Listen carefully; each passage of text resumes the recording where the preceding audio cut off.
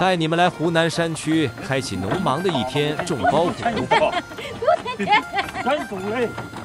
这秧子还长得好哎。半个月前种的秧苗都发出来了，现在正好一栽。这包谷秧啊，长得都长挺的。还没有吧？啊。那换真的要栽的，摘开。摘开。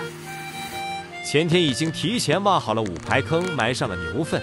发现玉米苗有多的，只好再挖2排。老实话，你不整个了，我那碗。有的。你两把整个了。再补一点牛粪在刚挖的坑里面。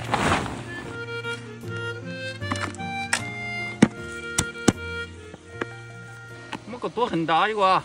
啊，我会很大。啊。秧子那里过了大路，是啊，那放出来过了哈。要深的更大。我们分工很明细，我负责放秧苗，老妈负责把牛粪埋进去，老爸负责种。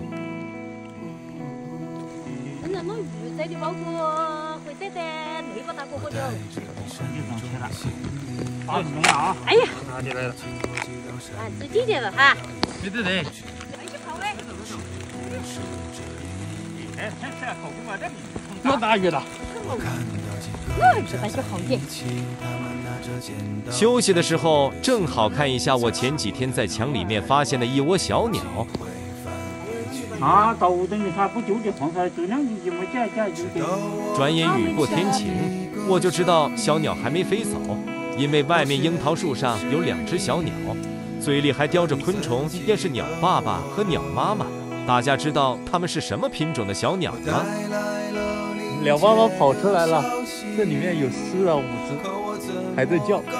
它们吃饱了，轮到我们做午饭吃了。外面把菜洗它。这我那些蒜呐。那是好我给你蒜太太嘞。还是好的。好。这是起的清香碗。啊，包啊。我做饭的时候，老爸也没闲着，他拿着锄头给小鸡仔们加餐去了。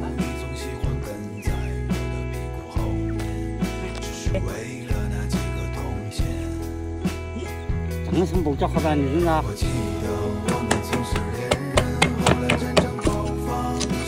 咱家的蒜苔，爸妈养的太好了，很粗一根根的，拍一下再炒更入味。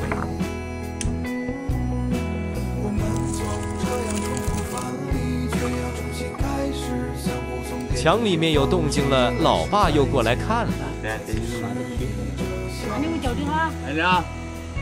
看没有？看见。我看见了。有哎，我揪啊！带你们也看一下。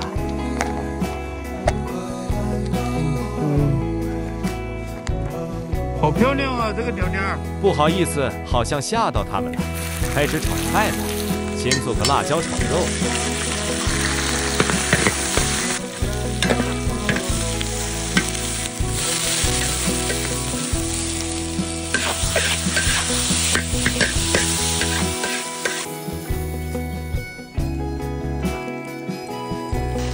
尖叫啊！啊！啊，好香！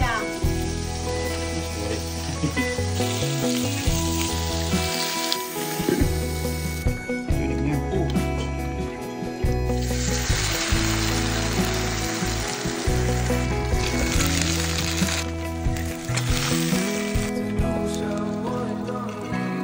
给你加葱花啊！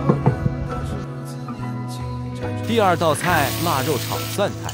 最近家里面蒜苔太多了，再不吃就老了。大家有什么好的保存方式吗？分享一下。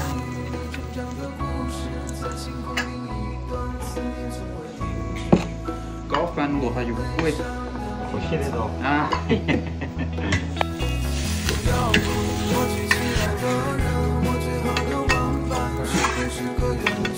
真久了。都这样，香不？当然，姜啊和吃起来比小的好吃呀，是香菜。哎，你看。